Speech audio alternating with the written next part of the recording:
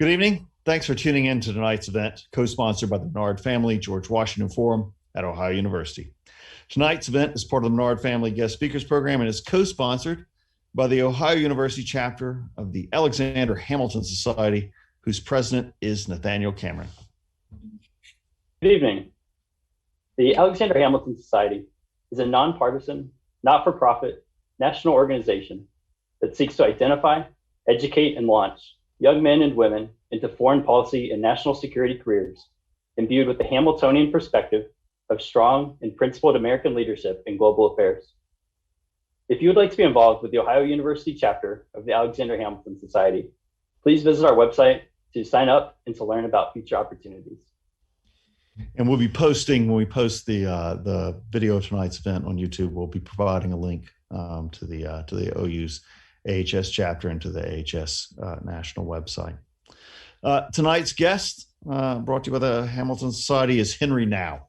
He's professor of political science and international affairs emeritus at the Elliott School of International Affairs at the George Washington University.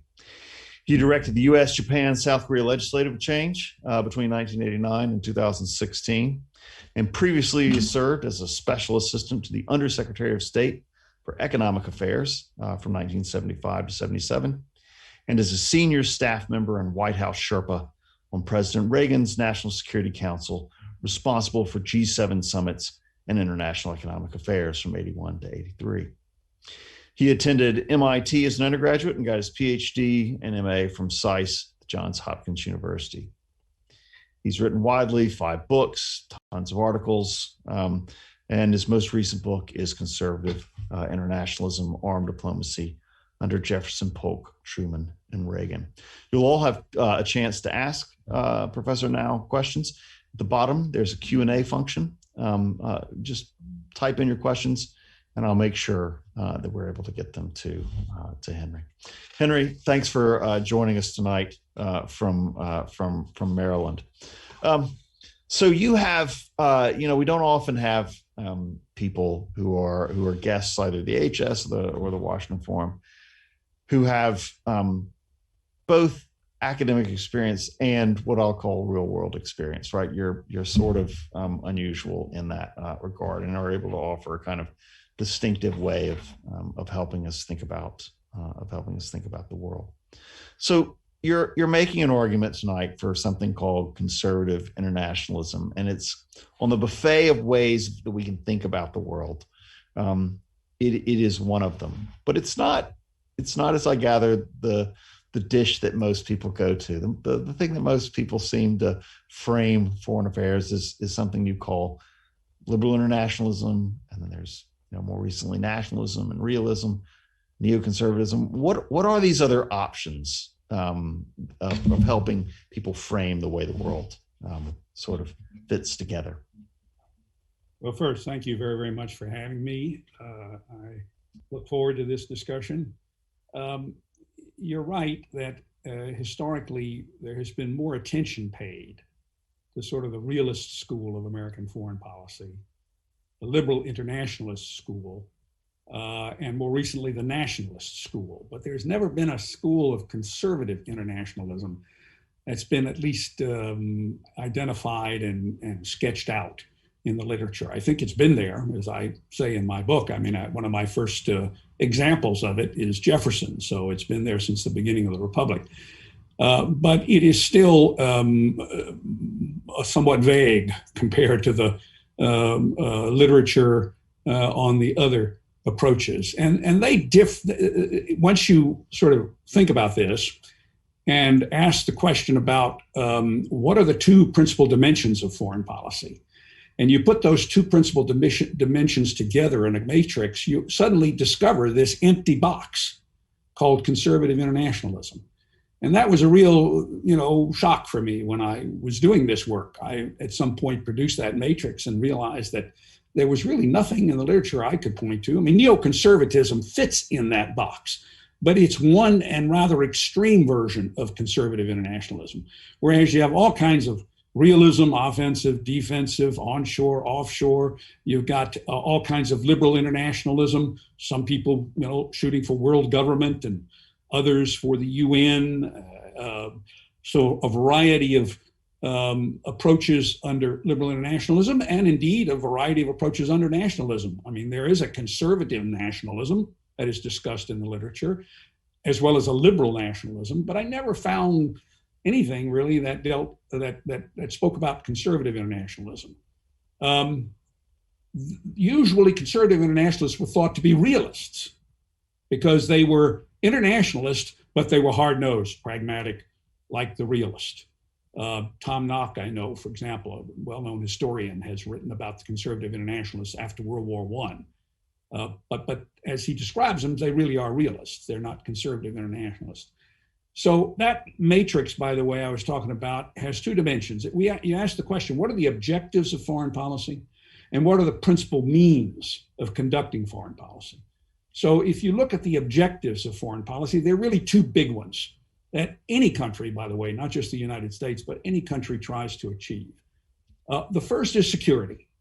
And that usually implies some kind of physical protection of borders, of territory, of independence, of sovereignty. And we generally refer to that as security or geopolitics. And that's one big area that countries try to aim for. They're not interested in changing the system. They simply want to secure their country within that system. All right, but then there is another set of objectives that sometimes come into play, and they have to do with trying to change the system.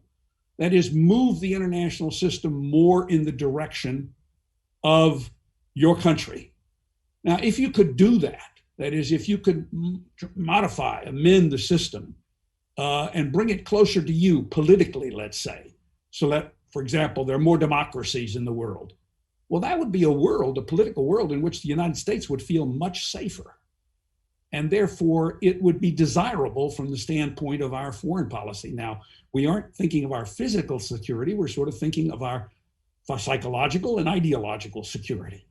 But we can have a major impact on the international system with this other set of objectives. Today, America lives, for example, in a world in which there are many democracies, many more than there were in 1900. I think there were only about a handful in 1900. And we're much safer in a world in which all of Europe, Central Europe, Western Europe, maybe to a lesser extent Eastern Europe, but all of Europe now is, in fact, free and democratic.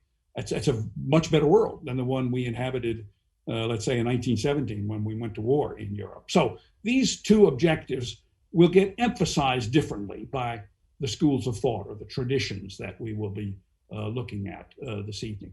The other dimension is identified by the use of force, military force on the one end, and the use of diplomacy on the other end.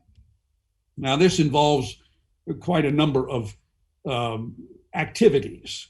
When we think about the use of force, use of military force, I'm not just thinking about the movement of military force or military intervention. I'm thinking about the buildup of military force, about the deployment of military force. What kind of a navy do you have? How strong is it, et cetera? I'm thinking about military assistance that you might provide to other countries. I'm thinking about economic sanctions, which I might apply to try to put pressure on you, which, asking another country to do something, or I might go to the next step, which would be the use of force. So there are a lot of instruments on the dimension, on that side of the dimension that I label as force, but they all pertain to kind of a physical force, using coercion to try to influence and achieve your objectives in the international system. At the other end of that dimension is diplomacy. Negotiations, arbitration, special envoys, international institutions, all kinds of ways in which we try to communicate and interrelate with other countries. Normally, these are consensual instruments of foreign policy. So you have these two dimensions, with security at one end and transforming the system. For the purpose of the United States, it's trying to achieve the spread of democracy in the system, either by creating centralized institutions or simply by creating more democracies, a kind of democratic peace, that is, where countries are independent, they aren't part of centralized institutions, but they live in peace beside one another. Now, that's the way you would define that ideological dimension for the US. You would define it differently for some other country.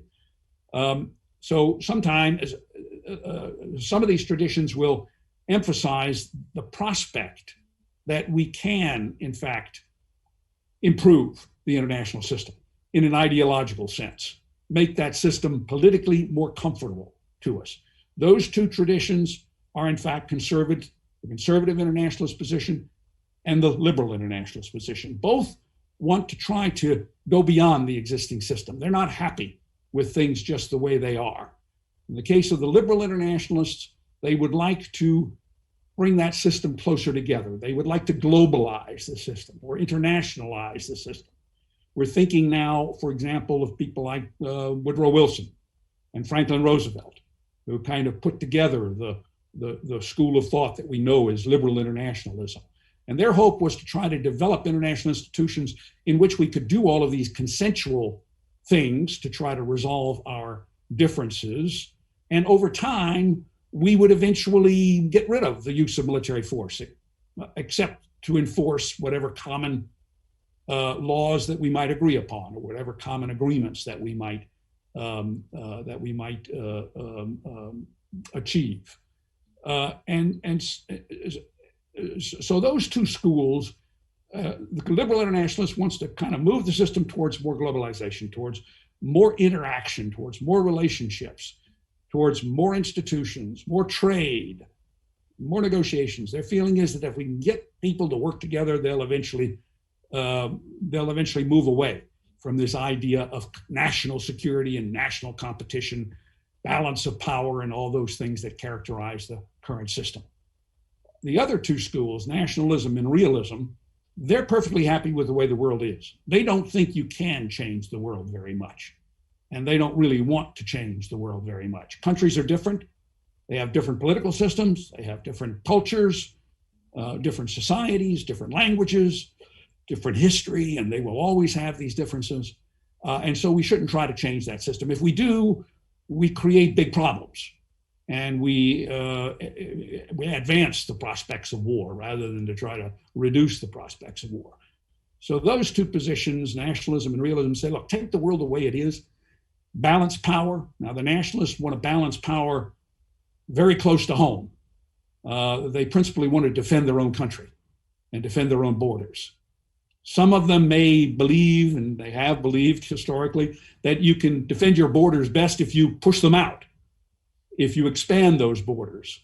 Catherine the Great was once quoted as saying that the further I push my borders out, the safer I am.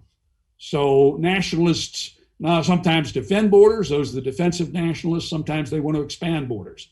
Those are the offensive nationalists, you could argue. But fundamentally, they want to stay pretty close to home. They don't really want to be that involved in international affairs. They don't see a big role for diplomacy, for example, because they're not trying to change anything, number one.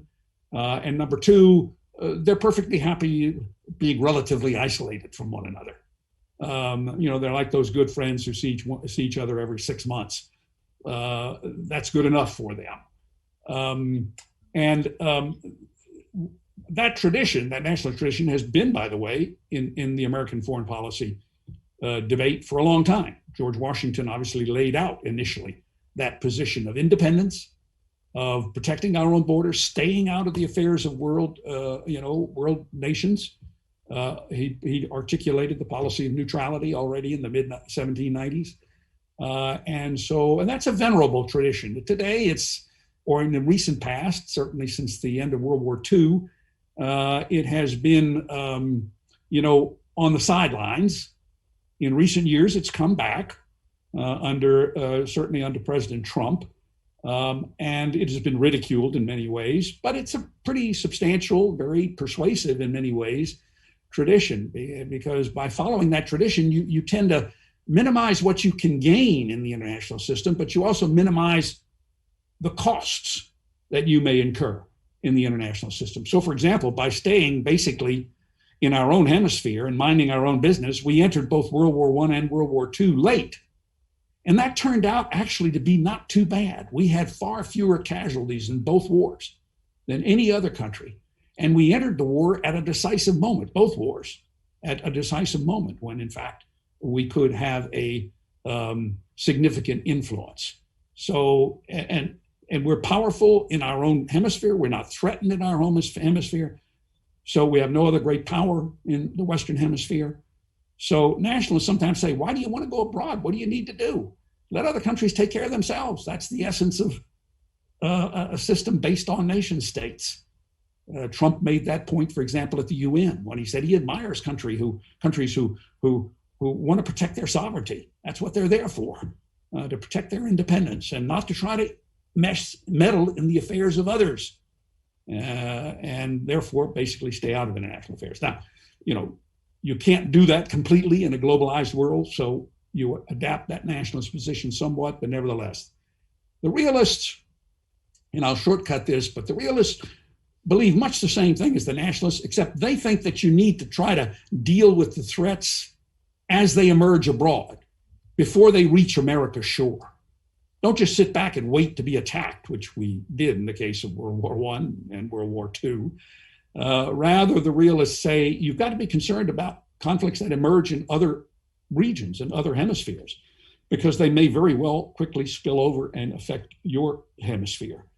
So they advocate going into other regions and ensuring that there's a balance of power in other regions, so that no great power emerges, no hegemon emerges in Europe or in Asia that could ultimately then potentially at least threaten us in this hemisphere. So they are more active in international. They see a broader role for diplomacy. They see a role for balancing power and therefore for alliances and for other kinds of military arrangements in the international system. Henry Kissinger, for example, who's a well-known realist, wrote a whole book. And what was the title of the book? Not Balance of Power, but Diplomacy. Because they believe you can do this. They believe you can, in fact, if you're a great statesman like Bismarck or Richard Nixon or Henry Kissinger, you can, in fact, stabilize the system, balance power, and preserve peace. Because their objective is just to maintain the status quo, not to change the system. But they believe you can manage the system peacefully. So those positions, the liberal and the conservative internationalist positions. Now, let me very just quickly identify the principal differences, and then we can sort of move to, questions about contemporary, recent U.S. foreign policy and how these concepts help us to understand what's going on in the real world, because that's the bottom line. Yeah. In my judgment, they do help us do that. And I've been in the real world, and I've seen them.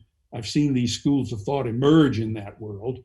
And so we want to get to that as soon as possible. Look, the conservative internationalist, like all conservatives, by the way, wants to create a world, a different world than the one we have currently, but it doesn't want to create a world of strong central institutions. My God, that's the last thing a conservative wants. Conservative wants a limited government, both at home and abroad.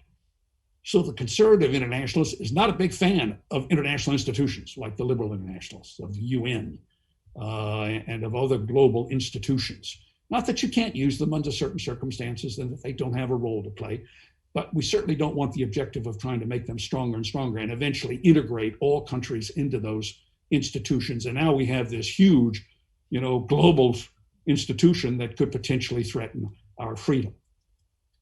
So that's one major difference between the two. The conservative internationalists would rather countries to simply move in the direction of becoming more democratic, but then to remain relatively independent and live side by side in peace. That's the definition of a democratic peace.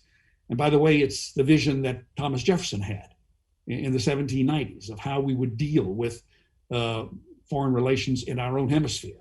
When he, set about to try to secure other Western territories for the United States, his view was they don't have to be a part of us. They don't have to join with us in centralized institutions.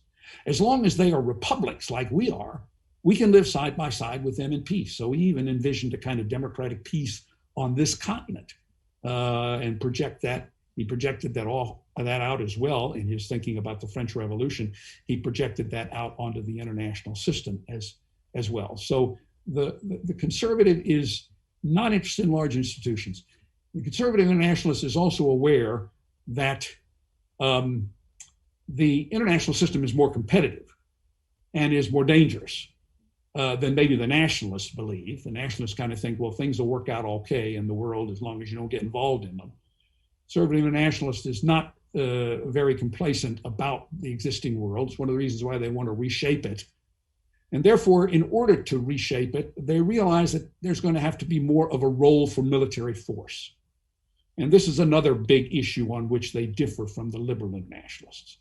The liberal internationalists want to negotiate almost anything, any issue that comes up, they want to negotiate it, and they want to avoid using force until after the negotiations fail.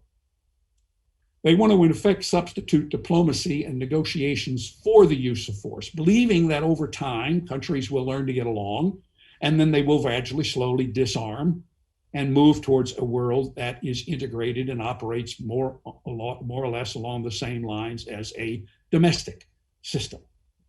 Now, the conservative internationalist thinks, boy, you're going to be very lucky if that happens, because authoritarian countries are not going to be very easily integrated. They're going to be using force all the time while you're negotiating with them.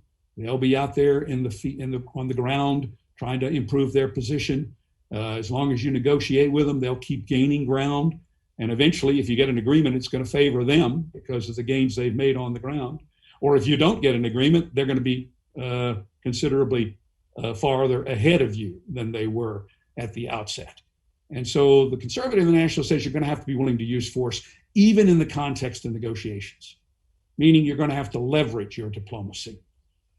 You are going to have to meet the adversary, especially the authoritarian adversary. You're going to have to meet them out there in the world at large and counterbalance them in that world, prevent them from achieving their objectives outside the negotiations, and only then will they, in fact, become serious about resolving the issue inside negotiations. Now, a great example of this, and I'll stop with this, is Ronald Reagan and how he handled the relationship with the Soviet Union.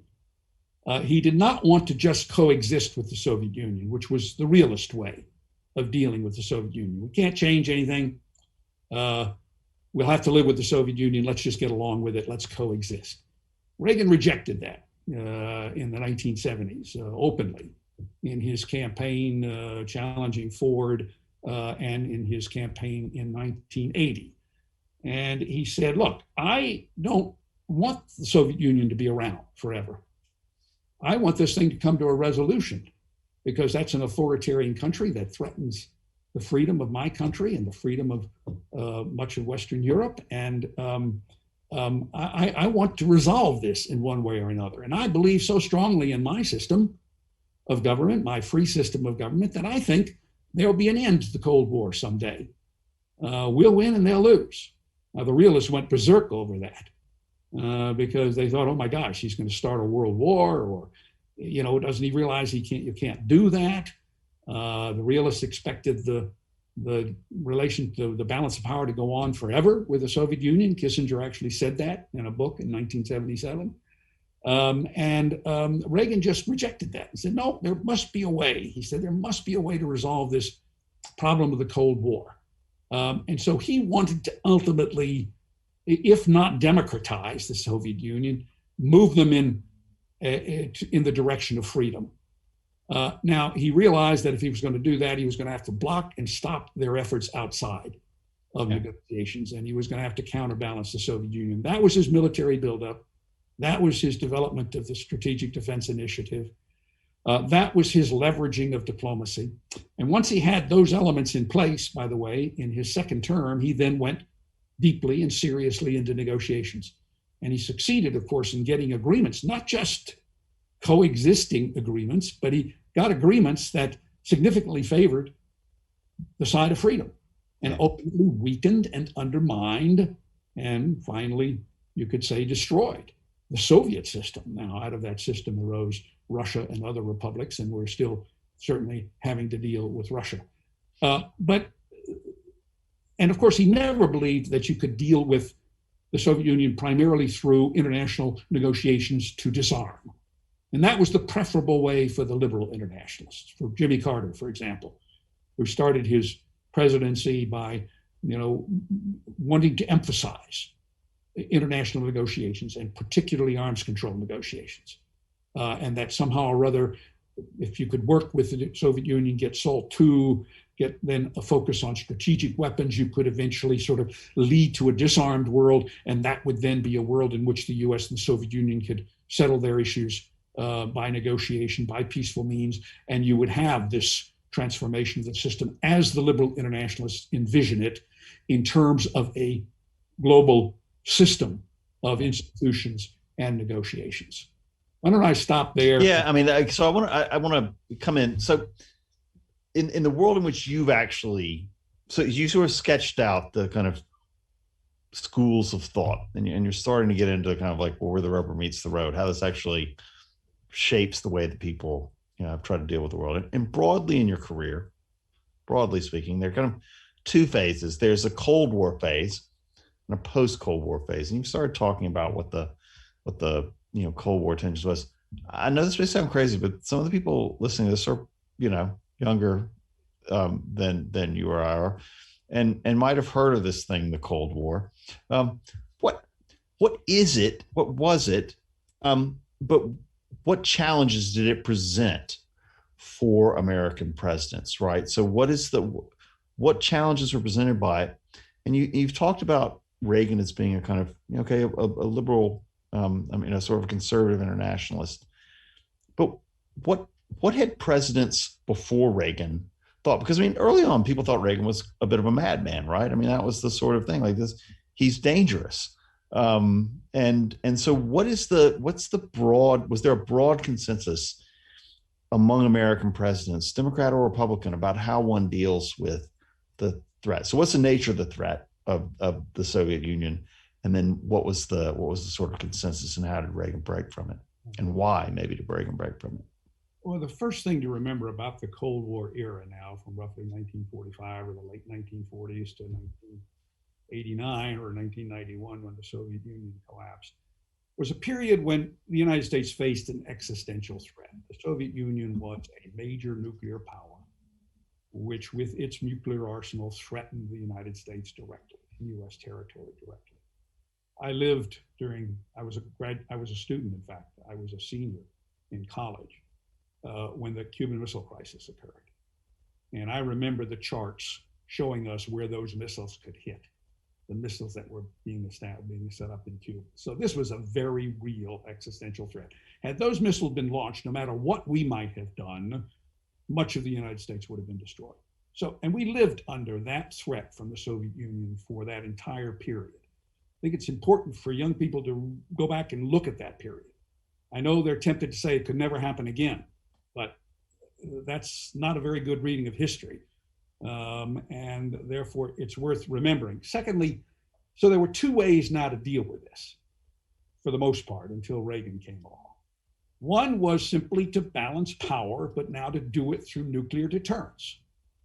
All right, this was a different, balancing power conventionally meant moving armies around and tanks and ships and all of the conventional means of balancing power. Well, under the nuclear era now and under the Cold War, we were going to have to balance power at the nuclear level. So there were those, and they were largely known as the realists, who believed that we had to be able to envision all kinds of different nuclear conflicts and all kinds of different ways in which we could always outcompete the Soviet Union at those imagined levels of conflict so that they would not escalate any further. And we could then reach some kind of a negotiated agreement. Now, very dangerous world. And ultimately it was based on something called MAD, mutual assured destruction, where the two superpowers agreed that they would not try to defend themselves against nuclear weapons. They would leave themselves vulnerable to each other's nuclear weapons. And that way, neither side would be so stupid as to ultimately do something to trigger a nuclear war. Well, I'll come back in a minute to what Reagan thought of that. But the other sort of approach during the Cold War was the liberal internationalist approach, which essentially believed that the problem is not so much the competition between the US. It's not great power competition between the US and the Soviet Union the way the realists thought, and therefore you have to balance power. The problem is really the weapons themselves. We need to get rid of them. We need to disarm. We need to go after the abolition of nuclear weapons. And we start by, setting limits on the development of these weapons and then eventually reducing these weapons. Now, they put a lot of stake, obviously, in the hope that both sides would be willing to negotiate reductions and would not try to take advantage of such negotiations while they were going on to gain ground on the ground, for example, in Europe.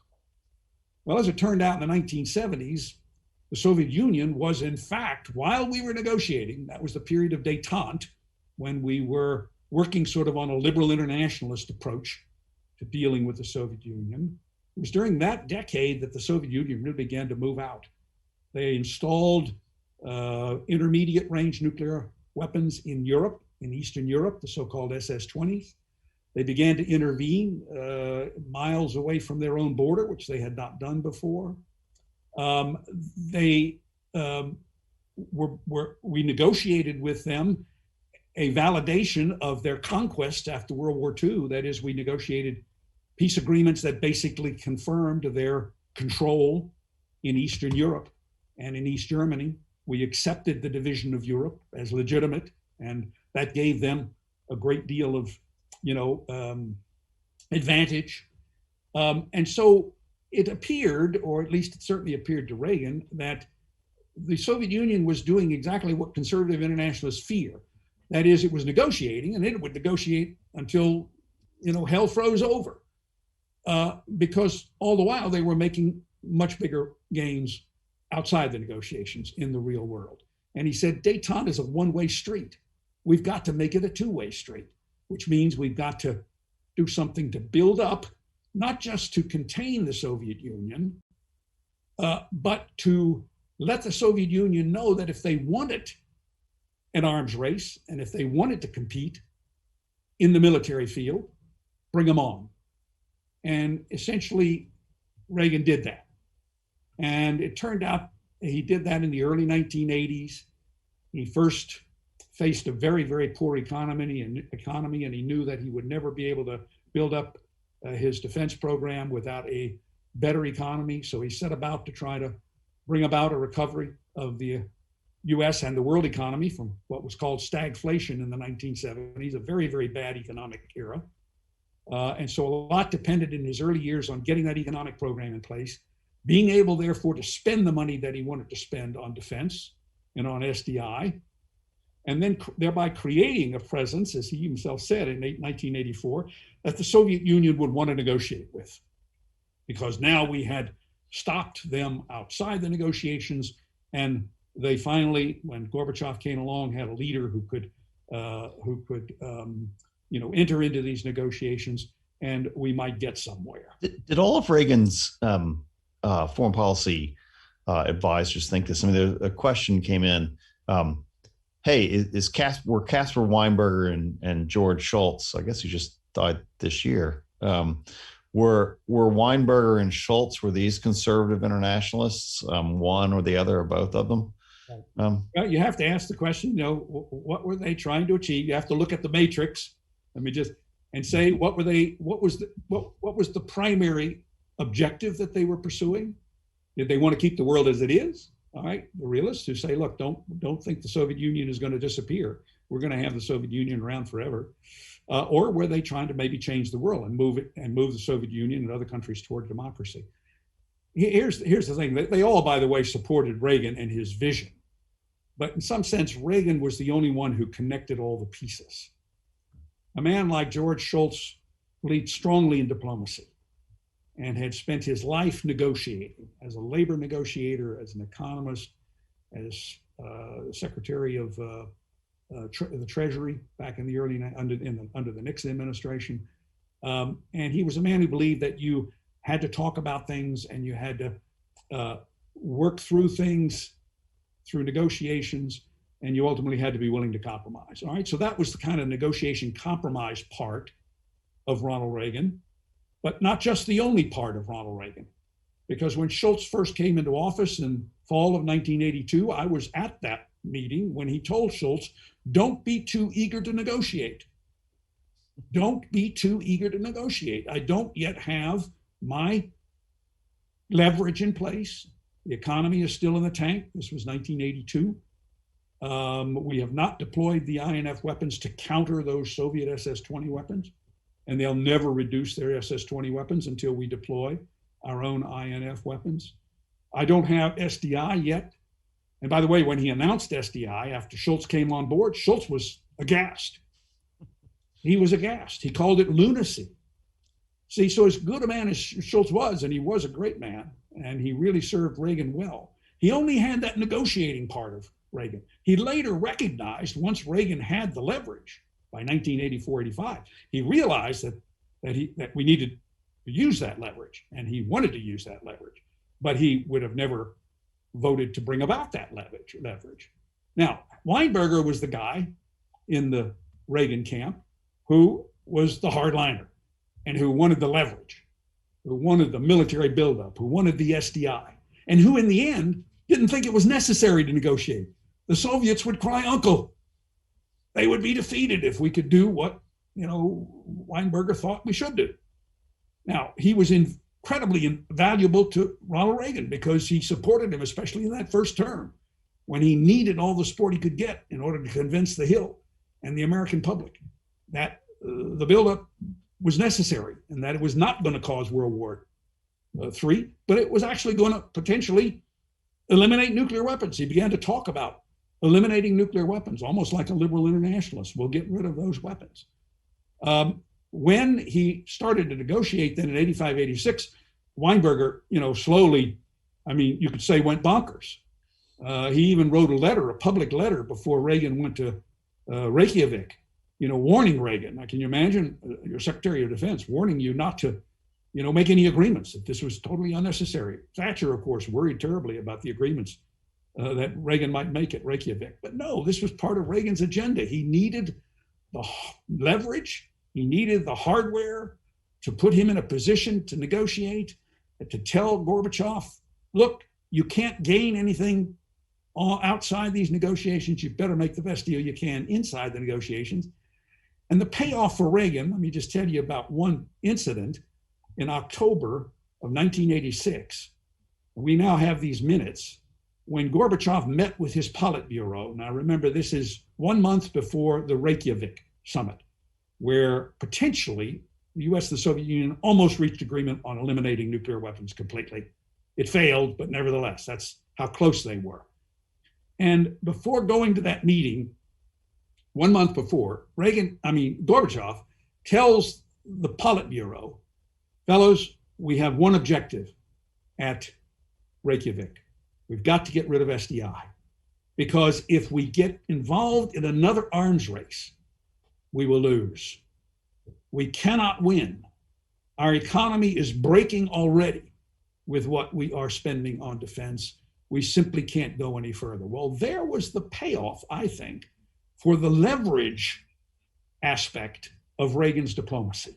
Now, when Gorbachev went to Reykjavik, he was pretty well willing to negotiate, and eventually did negotiate the elimination, first time, of any set of nuclear weapons, which was accomplished by the INF Treaty signed in 1987. So Reagan had this unusual, very unusual vision that tied very closely together the means that the realist favored, namely balancing power, with the objectives that internationalists favored, namely not just preserving the status quo, but moving the system towards freedom. Yeah, and to drive home your point, I was looking before this at some World Bank figures from the late 80s. At least that the U.S. was spending something like almost 6%, 5.8% of GDP on military spending. Well, whereas at the same time in 88, the Soviet Union spending 23.4%. Right, it's a huge. Just for students listening in, it's a huge difference right there. 6 or 23. Exactly. They did not stop spending on defense until 1989. That is, their defense budgets go up, straight up, all through the 1970s and the 1980s. Now, people like to argue today, oh, well, the Soviet Union was in decline. It was going to be, it was going to collapse anyway. Well, that's like reading history backwards. You got to go back to the 70s and the 80s. I mean, the Soviet Union was, in fact, maintaining a very strong, if not superior, arsenal for dealing with the military side. They simply couldn't deal with the economic side. And that's another point too, why the domestic economic recovery was so important to Ronald Reagan. I remember him telling our national security advisor, our national security council, I was sitting in that meeting of our staff with the president. And he told us that first year he wanted to devote entirely to the domestic side of his foreign policy. He said, you know, keep us out of trouble in the world, he said, until I can get my economic program through and my defense program through. And remind us what interest rates were in 1980 and 81. Yeah, I mean, it was like 14%, right? I mean, it was around 14%, and with inflation, they were, the real interest rate was 13%. With inflation, it was 18, 19, 20%. Yeah. And wages not keeping pace with that. There was no growth. We were reeling, I should say, from the two oil crises in the 1970s, which dramatically increased the price of gas and the price of energy.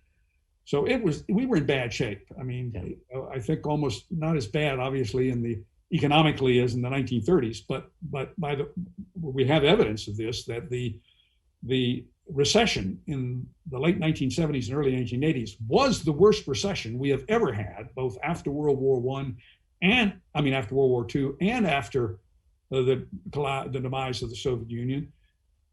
Worse than the worst one, except for the 1930 depression.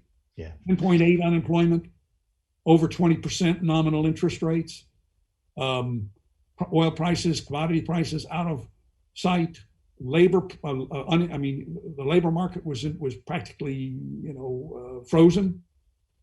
So it was a pretty, significant problem that he had to face. And one of Reagan's real advantages and gifts was that he knew how to prioritize. Just like he told Schultz in the fall of '82, don't be too eager to negotiate. He told us on the National Security Council, we wanted to right away sort of get him to pay attention to foreign affairs, but he knew his priorities, and he said, listen, just keep me out of trouble in the world. I need this year to get my domestic program through. Yeah. A question just came through. Was Reagan a nuclear abolitionist? If so, when did he become one? And does that position actually fit into conservative internationalism, being a nuclear arms abolitionist?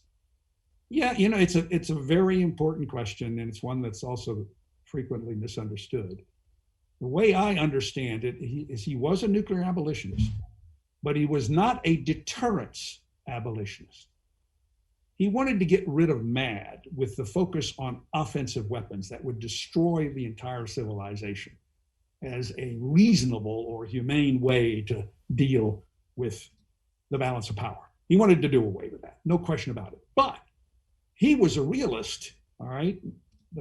He was a guy focused on the use of force as a conservative international, who knew full well that after we got rid of nuclear weapons, we'd have to have some kind of a deterrent system, because there would continue to be conflict in the world, ideological conflict, cultural conflict. And if we wanted to move the world, preserve the world, and move the world towards more freedom, we would have to have a deterrent. That's what SDI was for him.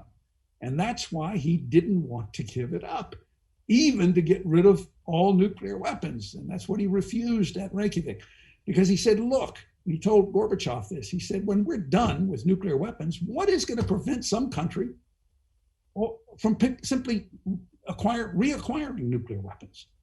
We may share them, that is, these defensive systems that we're talking about, we may share them. They may be locked up in the UN, but come on, other countries could possibly get a hold of these things. What is going to be our means of deterring each other and deterring them? And his idea was, of course, these defensive systems, which would be robust, and we would try to negotiate down as far as possible the nuclear weapons, the offensive weapons, maybe even get rid of them entirely. But then we would have shared defensive systems to provide deterrence. So he wasn't a nuclear abolitionist who believed that the nukes were the problem. If you got rid of the nukes, everybody would live in peace forever.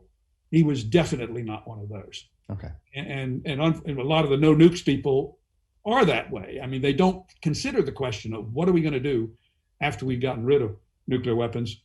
Reagan's solution was we'll have a conventional deterrent system based on shared defensive systems, and that will suffice. It won't be perfect, but it'll suffice.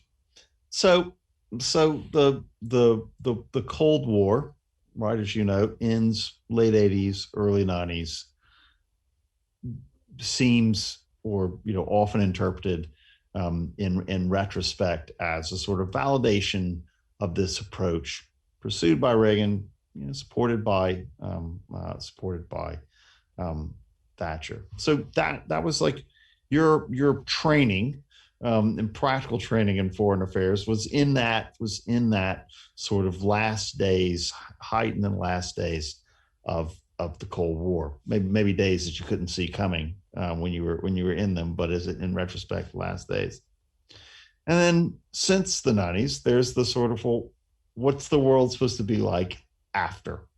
And I just want to, it's the world we live in now. And for the students listening in, well, let's want just to help them think about ways that a conservative internationalist like you, somebody who's not a nationalist, not a neocon, not a realist, but a conservative internationalist, ways that you think about sort of various, I'll call them hotspots in the world. So let's just take a sort of tour of the horizon. What does a conservative internationalist think about something like the European Union? There was something like it around when you were in there, but it's taken on a different life. What do you make of the EU as a partner with the EU as a conservative internationalist? Right. Well, the first thing that you need to recognize is that when the Cold War ended, the existential threat to the United States disappeared. Yeah. Threat went down dramatically. Now, 10 years later, we all know terrorism emerged, but terrorism never became the existential threat that the Soviet Union was. So as I say in the book, conservative internationalist, even though he aims to change the system and move it towards freedom, nevertheless, starts where the realist starts. What's the threat and how serious is the threat? So first thing you would do, and this is what Jean Kirkpatrick did, who was a very good conservative internationalist at the time and Reagan's representative at the United Nations in his first term. She said, gosh, we can become kind of a more normal nation now. We don't have to lead this global effort to try to contain this existential threat of the Soviet Union. With the Soviet Union gone, the United States now was the sole nuclear superpower. So we faced relatively no threat of any consequence. And she said we ought to kind of, reduce our international exposure accordingly. Now, maybe that's very consistent, by the way, with the conservative internationalist position. You would have said in that early period, and I would love to know what Ronald Reagan might have said, but by that time he was beginning to disappear from the scene. You might have said that, we have won the Cold War and democracy is spread worldwide. Some 63 countries became democracies in the 1980s and the 1990s. We will never see another period like that in history. Now, some of them have since reverted back to autocracies, but that was a massive, massive transformation that occurred. And so we might have reduced and celebrated to some extent that success. Now, we could have gone on to rally the democracies to try to keep them together, and therefore it may have still made sense to expand NATO. It may have still made sense to ask the European Union to do more now, and especially in the foreign policy arena, and all of which we did to some extent during this period. So you could say a conservative internationalist view prevailed, at least in part, during the 1990s. George H.W. Bush had elements of the conservative and national position, but he lacked one major part of it, and that is he was focused on stability, not on the spread of democracy. When he came in, you remember well, probably many of the audience doesn't remember, but when he came in, he wanted to slow down the negotiations with the Soviet Union because they were going so fast. He was worried about instability in Eastern Europe. And was this because H.W. Bush was really sort of a creature of the sort of Nixon and Ford years, or was he ever a committed Reaganite, if you want to put it in that way? He supported Reagan very, very ably and very honorably. I think probably next to George Shultz, I give him extremely high marks. But he was not a Ronald Reagan. He didn't have Reagan's passion for ending the Cold War. He didn't have Reagan's passion for spreading freedom. You remember that when he led the only collective security liberal internationalist, campaign we've ever had, namely the first Persian Gulf War, you remember that H.W. abided by the realist UN sort of mandate that he not spread democracy to Iraq, that we simply restore the sovereignty of Kuwait because Iraq had invaded Kuwait, restore the sovereignty of Kuwait and do not go and put democracy in place in Iraq. Now, I don't know whether Reagan would have been a little bit more aggressive in that situation and would have said, well, at least we have to weaken Hussein so he cannot stay in power. Instead, we actually helped Hussein stay in power. We didn't even force him to sign the surrender agreement. And you know what happened thereafter. He consolidated his power and then he drove the domestic dissidents like the Shia out of the southern part of Iraq. So, by the way, gaining for us another 10 years of trouble. And finally in 2003, a second invasion. Was that second, I mean, the second Gulf War, so you think you sort of suggest the first Gulf War, the early 90s, is a sort of liberal internationalist war. What's that second Gulf? Is it a conservative internationalist war? I mean, it's about George W. Bush was about spreading freedom. I mean, it's 2000 in your books and articles. You frequently point to W's 2005 second inaugural address about spreading freedom abroad. Is there a way in which George W. Bush, more than his father, was a conservative internationalist, or was he something That's interesting. different?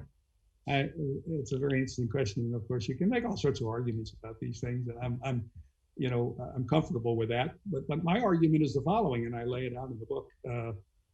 I think George W. was more of a nationalist, actually, in the other direction, more of a nationalist than an internationalist. His father was still an internationalist, but he was a realist. That is, he wanted to balance power. He wanted to preserve stability. He didn't want to take a lot of chances. He was pragmatic. When somebody tells me they're pragmatic, I always want to know towards what end. Sometimes it wasn't clear what the end was. His son, you remember, came into office saying that he wanted a more humble foreign policy. He didn't like the liberal internationalist policy that had been developed by Clinton, because Clinton sort of took the realist-based internationalist policy of H.W. and turned it into a genuine liberal internationalist program to try to spread democracy and expand the world economy. And by the way, solve every problem that you could by negotiations, including Rwanda and Somalia and all these other conflicts. You remember when when W came into office, he said, look, I don't want to be the Mother Teresa of American foreign policy. I don't want to go around the world, settling all these problems. And I really want America to stay home. I want us to be strong. He said, we should be strong. But if we're strong and humble, the world will welcome us. Now, that was his stance before 9/11. 9/11 changed everything, but he reacted to 9/11 very much like you would expect a nationalist to do. Namely, he said, dang, go after those guys. Remember the bullhorn? You'll hear from us. He reacted fiercely, the way a nationalist does when you attack the United States. And we went full bore, all right, into Afghanistan, really cleaned it up very quickly in 6 months or less. And then, of course, over the next 18 months, we expanded into Iraq. I mean, look, if there's any chance that Saddam Hussein was involved in this terrorist act launched from Afghanistan, we're going to get it. So he had a very strong, I argue, kind of nationalist reaction without much thought for the aftermath. Because the question for the nationalist is always, okay, you win a victory. The nationalist says, come home. But that's often not easy to do. You just there were some leave Iraq, and Iraq falls back into the hands of maybe Iran or other or domestic dissidents. No, you have to do something to try to repair the government, or to try to, put back together again the government in Iraq or the government in Afghanistan. Well, we went after that, again, full bore, like building nations, like a liberal internationalist, but without a real plan. And I think George W. Bush illustrates that. That is, he never really had a plan to how to get in and get out. I mean, there were some Ford alumni in that administration too, Rumsfeld and Cheney. And I mean, does their experience from the 70s and the Cold War, I mean, do you see that as having some sort of shaping the way that they thought about the sort of early 2000s? I don't think they changed between the early 90s and the early 2000s, because Cheney in the early 1990s was what I would call an offensive realist. Okay. That is, he wanted to break up the Soviet Union before he wanted to make any of those republics democratic, because he said, look, if we break them up, they're smaller, meaning they don't cause the same problem in the balance of power. Now, I think Cheney had that same view in the 2000s. So my argument is vulnerable to another step, which is that they cynically used the objective of spreading democracy or building nations to try to cover up for the fact that they really didn't have a plan. As either nationalists or realists, they really didn't have a plan as to what to do after the war was over. And that's conceivable. I don't want to say George W. was insincere. I think he believed what he said at West Point and other places where he talked about freedom. But it's interesting, he didn't talk about it much while he was a candidate or in the early months of his first term. And that tells you a lot about where a president is coming from.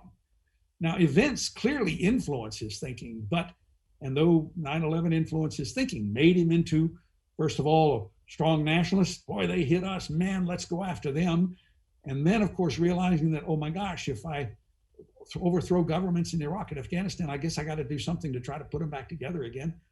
By the way, the number of times he mentions developing freedom in Iraq and Afghanistan does go up dramatically after 2003. That supports the argument that they were kind of using this as a way to cover up for their failure to plan. Now, Colin Powell, by the way, at State, may have had a better idea, which unfortunately didn't get adopted, because he was worried, first of all, about, if you break it, if you overthrow the government, his Pottery Barn. The Pottery Barn, yeah. If you break it, that is, if you overthrow that government, you better be able to put it back together again. So he was trying to argue, fellas, let's think about what we're going to do after this is over. Maybe that would have been better. Would have been better, too, if those two sides had been brought together. They were not. George W. didn't insist that Condoleezza Rice, and at that point, she wasn't strong enough to bring these powerhouses, both Powell and Rumsfeld together, with Cheney there in a vice president's position supporting Rumsfeld. And so the administration remained very splintered and very, ineffective. George W. Bush goes out, by the way, in 2009 or 2008.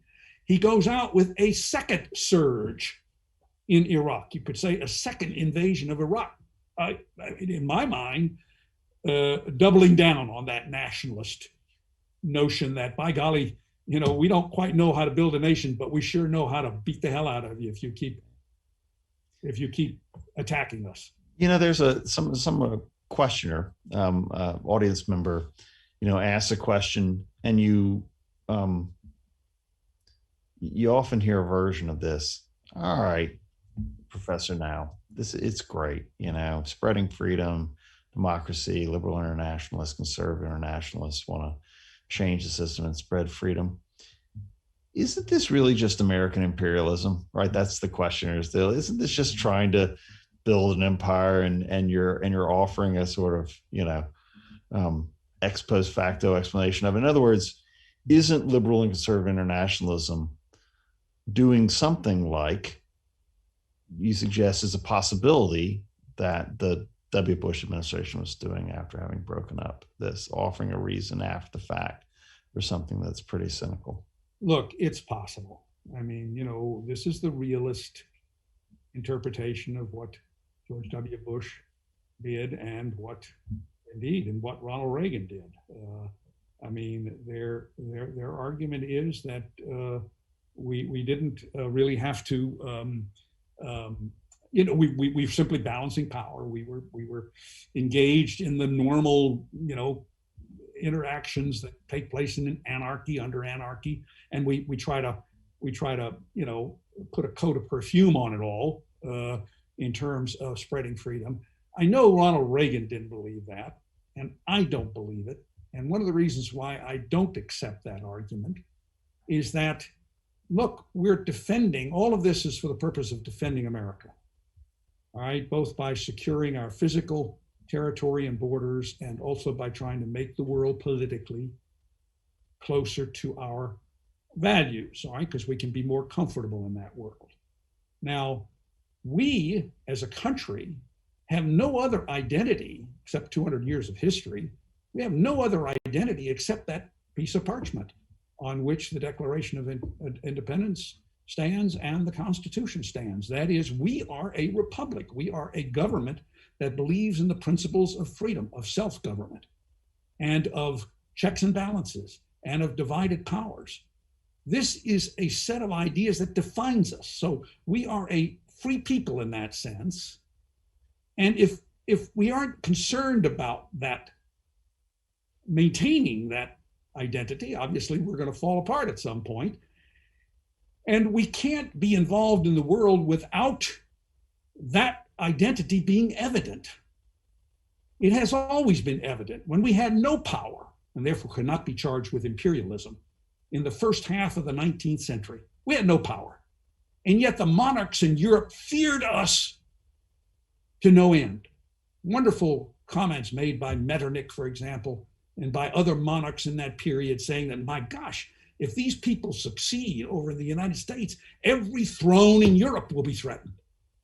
We were a direct threat to them because of our ideas, because of our identity, because we as a nation represented something that didn't require a monarch or a state church or all of the elements, of governmental power in Europe.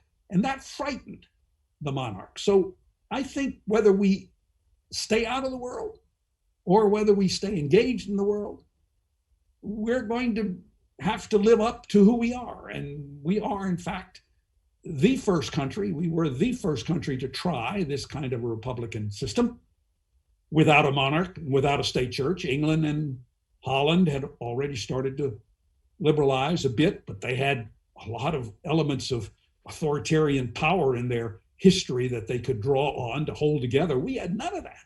And almost, by the way, obviously fell apart in the case of the Civil War. So yes, we can go overboard, and I acknowledge that. In other words, I'm very much aware of the fact that we can go overboard. I think we probably, there's no doubt we went overboard in Vietnam. We probably have we went overboard in Iraq and Afghanistan. We do that often out of fear because we've been attacked, or because we are living under this image specter in the case of the Cold War of the Soviet Union challenging us around the world. After all, remember, Vietnam was interpreted in the context of containment of global communism. So, but we're different, and I firmly believe that. I wish I hope there were still many young people who believe that.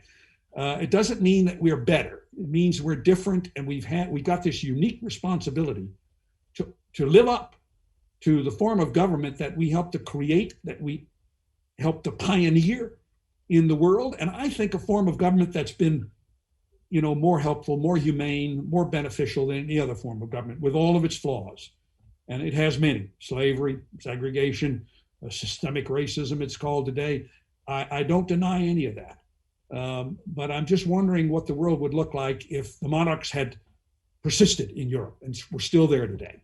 Or if the Soviet Union had Stalin had won the Cold War. Or if, Nazi Hitler had won the Second World War.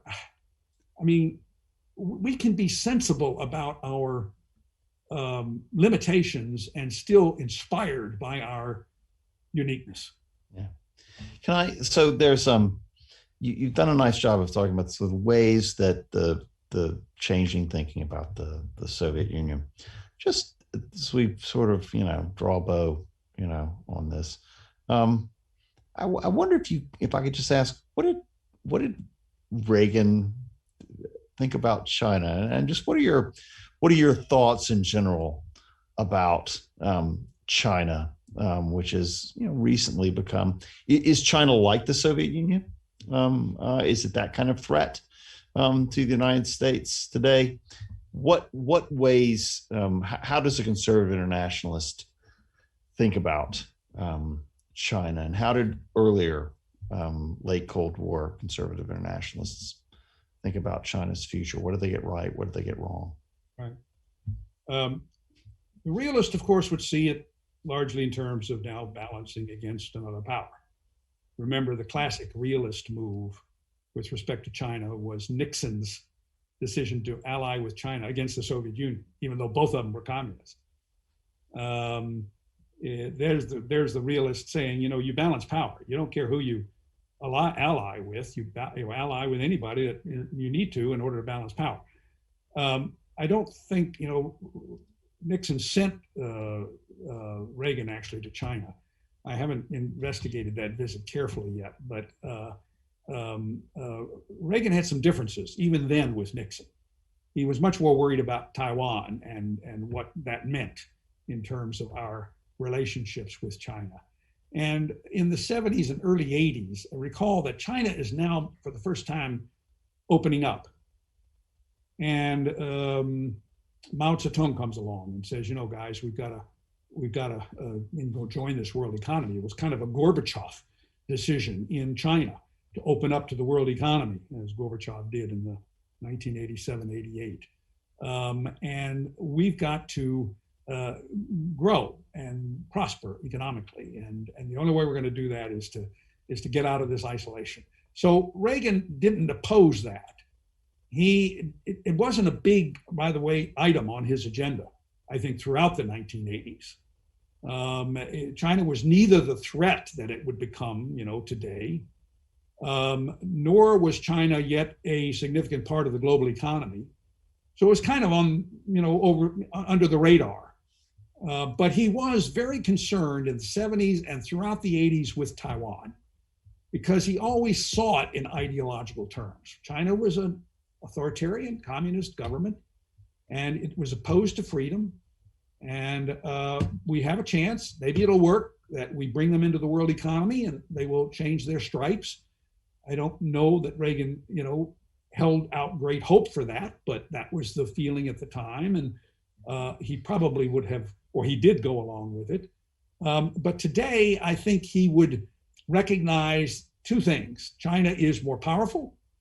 They have successfully developed their economy in the last 30 years, by the way, largely in relationship with the world economy. If they ever cut themselves off from the world economy, they have a much worse economy just in terms of their domestic economic system, which is extremely inefficient. So in some sense, China needs that world economy more than we do in order to stay strong. But they are stronger today, and they are even more communist now and more authoritarian under Xi than they have been in the last 30 years. So I think he would see them as a real threat, not yet as an existential threat, but one where we should recognize clearly the ideological content of the competition and very carefully deter them militarily in the region. And most importantly, let Taiwan be kind of the Berlin of Asia. And if something happened there, that's gonna, send the rocket off, so to speak. That's the red line. That's the thing. Yeah, let me get you out of here on this question. So somebody writes in, all right, Professor Now, conservative internationalist. What did you like most and least about Trump's foreign policy? It's early days of Biden's. It's hard to really get a beat on it. You get some sort of sense of drift of things, but 4 years to look at Trump's. He's broadly on your team, right? What's conservative internationalists like and not like about Trump's foreign policy? All right, good question. I can't resist. Here's the book. There's a chapter in it by me addressing exactly that question. So if your questioner is still with us, you can send me an email too, by the way. Okay, all right. Your copy. Will do. At nau@gwu.edu. Yeah. Look, in terms of policies, I think there are a lot of things Trump did that I liked. In terms of style, unfortunately, there's not much that he did that I didn't like. And this was Trump's, this was unfortunately his dilemma. I think one of the very good things he did was to tell the world and tell the American people that we're going to make a course correction in globalization. It's gone too far, too fast. We're involved in these forever wars and want to get involved in more, like Syria, etc. We have concluded too many trade agreements that are not as favorable to us as it is to others, and they've swamped our markets with their goods. And we have opened our borders completely, recklessly, to unlimited immigration, and that's really disrupted our whole domestic polity. We need to slow things down, and we need to do three things to do that. We need to get the allies to pick up more of the burden of the free world's policies in world affairs. And I think he really rattled the cage of both NATO and the alliance with Japan, with some real success, by the way. First president who really told them, look, you either start putting up the kind of money that you should be putting up for your own defense, or we might not be here the next time you get into some serious trouble. He kind of pulled that nationalist card, you remember, that says that you better take care of yourself, because that's what a nation has to do first and foremost before anybody else is going to do anything for you. And by golly, NATO has responded. NATO has, when Trump came into office, only about 3 countries spent more than 2% of their GDP on defense. By the time he left office, some 9 or 10 had done so, and another 5 or 6 are planning to do so by 2024. Now, one standout on that regard still is Germany. And if there's one country in the alliance I would keep the pressure on, it would be Germany. They still spend only 1.25% of, can you imagine, of their GDP on defense. Well, when the Greens win the next election, they'll be sure to up the budget for you. Zero. Well, I would let them know they're on very, soft ground here, because the American people are not going to put up with it. They're not going to put up with another involvement in Europe where we have to put up 80-90% of the fighting forces. By the way, NATO has also increased the number of their forces in Iraq from 500 to 4,000. That was done just this past year.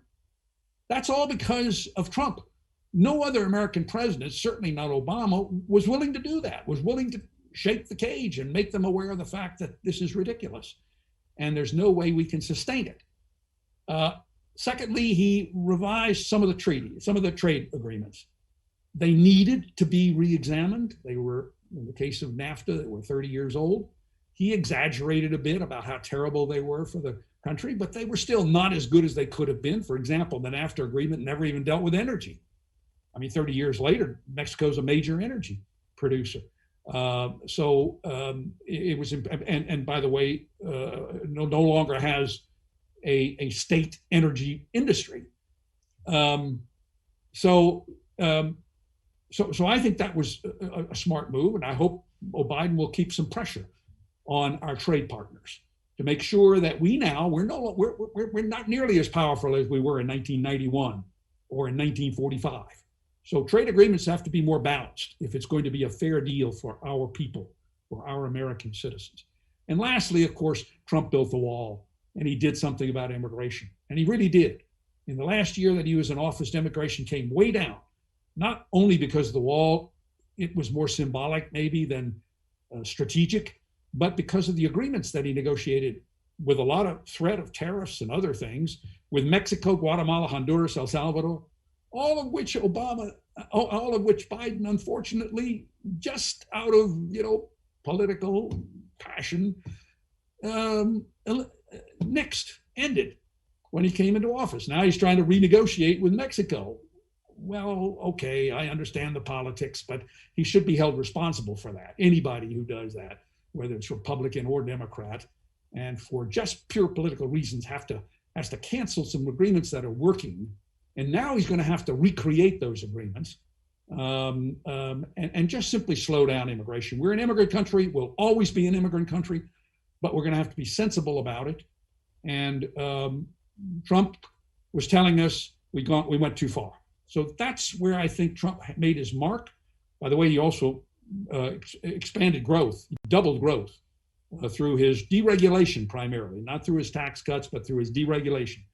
A little bit from the tax cuts, but a lot from the deregulation. All that's now being undone by Biden. So don't expect robust growth rates and therefore robust employment over the next 2 or 3 years. So in those areas, Trump was not bad. And by the way, also 3 conservative judges. That really pleases me. It makes my liberal friends, go, bananas. But so Trump wasn't that bad from a policy point of view. But you know what? I wouldn't vote for him again. I'll say that very openly because unfortunately he steps on his own success, and he will keep doing that. That's his just his disposition. Yeah, you are who you are. Well, Henry, thank you very much for spending almost an hour and a half with us. Really appreciate you. The Alexander Hamilton Society chapter appreciates you. For those students listening in, if you're interested in being a member of the Alexander Hamilton Society, send us an email and we'll direct you to Nathaniel Cameron and the officers in the chapter. This is the 12th and last GWF event of the year. Appreciate everyone who's tuned in during the year, and we'll have a robust slate next year. In the meantime, I want to thank Henry now for being so generous with your time.